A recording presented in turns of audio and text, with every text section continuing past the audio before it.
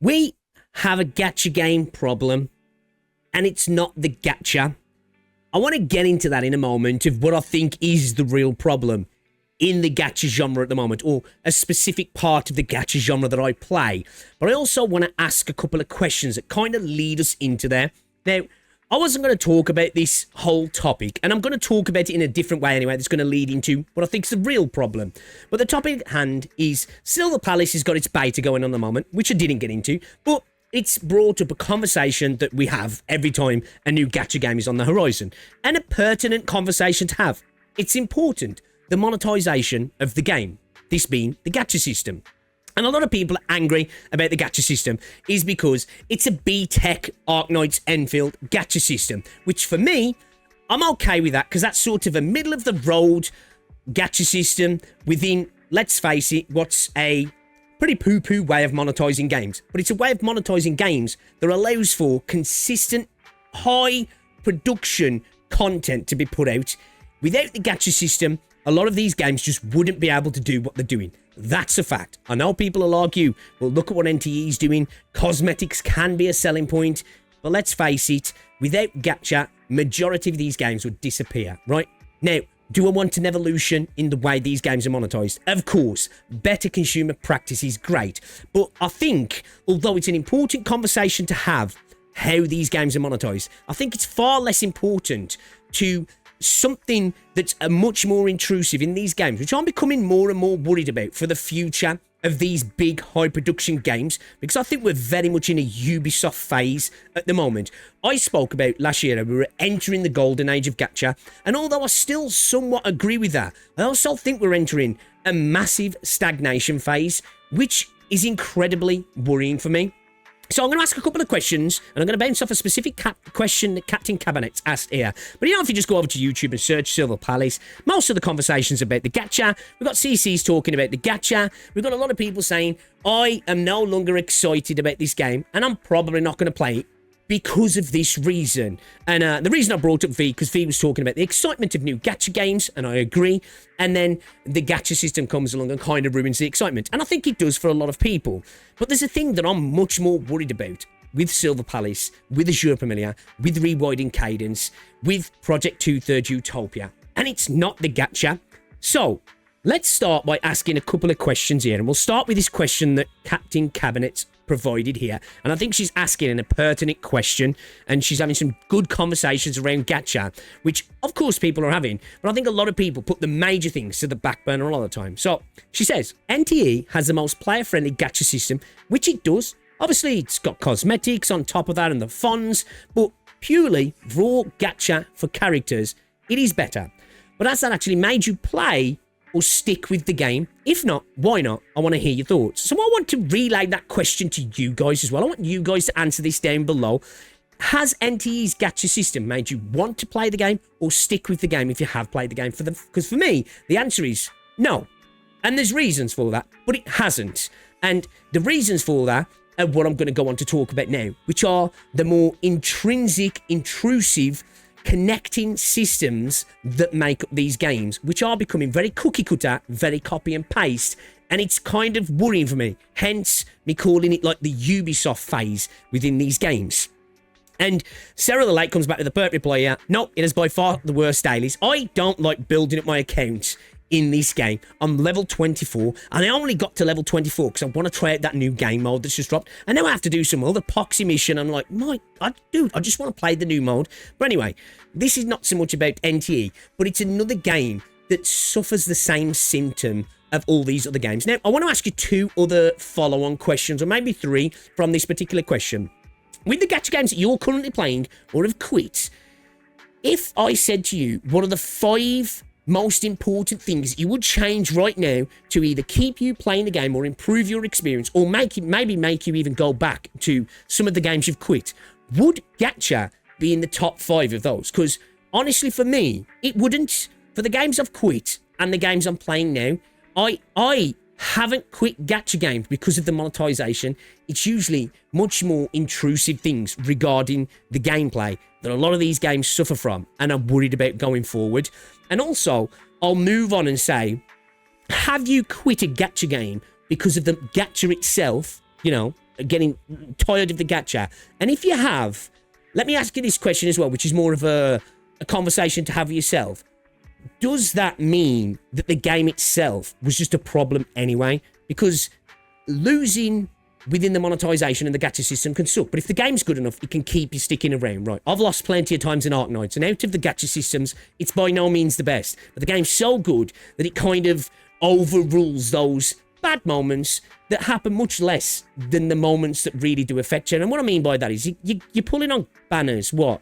2 to 3 times per patch, twice a month, 3 times every 6 to 8 weeks, or whatever it might be on average, right? We're talking like, what, 70 to 20 odd days per banner.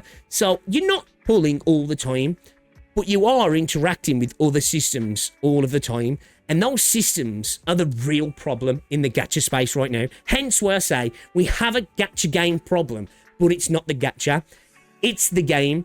It's the gameplay, and it's all of those systems that are connected together. Now, of course, those systems are intrinsically born from them being gacha games that are bastardization of RPG systems, right? Leveling systems turned into a way to connect kind of back to the monetization. But they don't have to be, is what I'm saying. They can separate and be different. Now, I'm not saying they won't still have psychological triggers to keep us on the treadmill, but let's change the treadmill. Let's hop on the elliptical, is what I'm saying. We're still exercising, but it's a bit different, is what I'm trying to say. And since 2020, I don't think we've had enough evolution in that side of things. Now, we've got some great games with great combat, great gameplay mechanics, and the core of the game is great.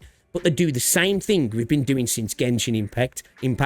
We build characters the same way. We build weapons the same way. We farm for materials in exactly the same way. Our events are very similar, just with their own lick of paint, and then they inevitably end up with the same gameplay. And people tell you, well, that's because it's gacha. That's just the way it has to be.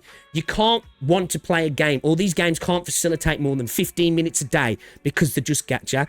But then people demand an evolution in the monetization, but don't demand an evolution in these intrusive cookie cutter gameplay systems, which I want those to evolve much more than I care about this sort of stuff, right? Again, great points made by Cap here, giving out some good info. On average, in 1,000 pools, this is what you're looking at, the amount of characters you're going to get. NT at the top, Limbus just underneath, and then everything else around about 12 to 11 pools. This, going from, say, 12 pools in AKE to 19 in NT, isn't going to make me want to keep playing AKE, if that makes sense. AKE being a good game makes me want to keep playing it. But it also suffers from a lot of these systems, as I say, and these slight changes in the gacha system, although on the front end look really good to argue about and are important, and the two things can be spoke about at the same time. I'd argue these systems are far more intrusive. The reason I speak about this, let's say, for example, when I was talking about have you quit because of monetization? I haven't quit a gacha game because of monetization, but I've quit plenty because of burnout. I quit Wuthering Waves, not because of the monetization, and I lost plenty of 50-50s, and I skipped out on plenty of SIGs because I was prioritizing character collection, which was a mistake at the time, and that was frustrating, but I stopped playing Wuthering Waves because the dailies got to me, even though they're not the worst dailies, and the end game just wasn't interesting me anymore, and the lack of combat events, and then when we did get them, they weren't that interesting. Now, obviously, I haven't been playing the game for a while, so I can't speak on the game yet, but it's done nothing to bring me back, is what I'm saying. And the gameplay cycle, the loop that we was going through, was just kind of getting to me, and they're all kind of doing it. NTE is kind of doing the same thing. It looks like Silver Palace is going to be doing the same things. And I'm talking about the way we build characters, a 0 to 20 breakthrough, 20 to 40 breakthrough, and so on and so on. The way we farm for those materials, the way they all have very similar bastardized RPG systems that don't have to be that way. I understand why they are. It's a system that works, but it's a system that needs evolution. It can still keep you on that treadmill, but it can change the way we do gear, the way we do all of these systems and the way they all interconnect. Even if we just look at things like the UI, the way these games cookie cutter the UI, because it's a familiar feeling, and I understand why they do that, but it's like a symptom of these systems. Now, on their own, the systems themselves are not necessarily bad, but it's when you compound them and then you move them onto the next game and the next game and the next game. And it just feels like we're doing the same thing with a different lick of paint. And I'm much more worried about that in Silver Palace and the end game and the post-launch content just being the same journey that I've been on before. And that's a worry for me. Much more than if I have to spark a character at 100 and I can potentially lose 1 or 2 50-50s before I get to 100. Because I know people love to talk about the worst case scenario. You could infinitely lose 50-50s. Stop saying that. Is it possible? Potentially, incredibly improbable to the point of impossible, yes, but like, you're not going to do that. You're maybe going to lose it a couple of times, right? 3, 4, if you're incredibly unlucky, maybe a bit more here and there. I know, but even then, you're still coming out with a bunch of characters, but I get it. The feels is a big thing. Again, Arknight's Enfield system is by no means the worst gacha system. Look at the averages of getting characters, but it feels bad to some people, and I understand that, and that is important, right? And this is an important conversation to have, but I'd also argue that the feel of the game is much more important. We're doing this a couple of times a patch. We're doing the rest of it every single day, and that accounts for much more burnout, I would argue, than losing a 50-50. Of course, it'd be great if you see the evolution of the gameplay and evolution of the monetization in lockstep, moving together, but I'd argue if we can get some solid evolution of gameplay, somebody taking it to the next level with a mediocre system, we'll get like a Wuthering Waves where, okay, somebody tries to copy that, but one ups it, and they see like we get a bit of an iteration on that, and then we can go from there, and then we see the next step. I'm worried that it's been 6 years, and when it was just Genshin and Tarful, Genshin and Brewer, okay, but now we're what? Half a dozen games in. We've got another half a dozen games on the horizon, and it looks like we're probably going to have a lot of timer slop, a lot of rotation slop, and we're going to be building our accounts and our characters in very much the same way across all of these games. Now, for some people, they'll argue, but that's gacha, that's the way it's supposed to be. But I think that's a problem. Again, back to the Ubisoft phase of the genre. If you played 1 or 2 Ubisoft open world games, you kind of played them all.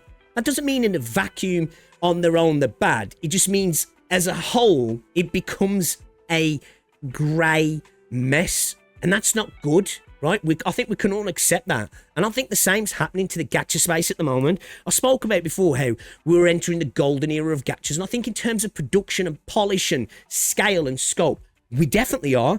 But I think in terms of evolution and gameplay, I think we're very much stagnating at the minute, and it's a big worry for me that we're kind of getting some really cool games that could be elevated so much more if they were just willing to take that next step and try something different.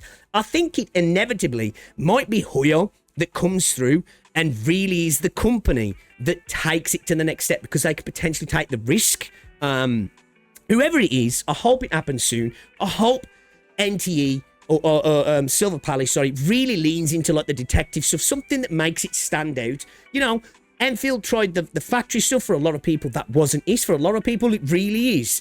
Other than the factory system, in general, it kind of fits into this conversation as well. I still like the game, and I think it does enough in certain areas that I'm really happy about. But I also think it doesn't do enough in a lot of other areas. It still suffers from the same way of building characters, a 20 to 40 to 60 kind of thing that I'd like to see something different, you know? I praise Arknights and Limbus for the way they do character building. That is a much better system to me. And I understand these big games have to sell weapons, have to sell characters in a different way, and that comes along with gear and all that sort of stuff to keep us on the treadmill. But I think there is some way to move past this now, to have a different way. Now, by all means, be as psychologically triggering in the sense to keep us locked in. Just give me a different psychological trick. If you're going to trick me, just can it be original? Please. Because at the moment, I'm starting to get tired. And when people are like, this is why I'm talking about this. When people are like, oh, I ain't excited about this game anymore. Why couldn't they just do Wuthering Wave system but better? Why couldn't they just do NTEs? Fair enough. Fair conversation. But that doesn't stop me being excited about Silver Palace. Everything I've spoke about stops me being excited about Silver Palace. I am excited about it, but I'm very much worried about Endgame. I'm very much worried about the way events are going to work out. The way I'm going to kind of probably get a little bit tired of build. Don't you all get tired of building characters 6 to 12 months into a gacha game? Been here, done it kind of thing. Like, I'd like something that evolves that changes. I think we're really struggling there. I want to see some evolution in this space.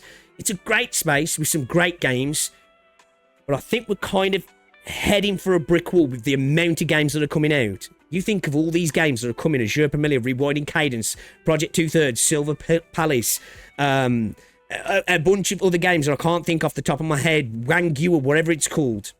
Add it in with all the other games. We're just going to be playing the same game, but just looks slightly different. A lot of rotation combat, a lot of samey endgame content, a lot of same ways to build all our characters. And I understand that they're designed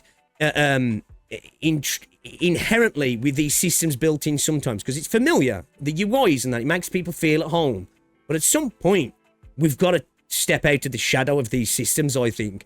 Otherwise, for me at least, it makes me really worried about where the space is heading. And I think, you know, when we talk about slops sometimes, I think we use that word a lot, right? I think rotation slops are a perfectly fine thing to use in timer slop because it is sloppy content. Not that rotation combat itself is inherently sloppy. It's just it's becoming overused.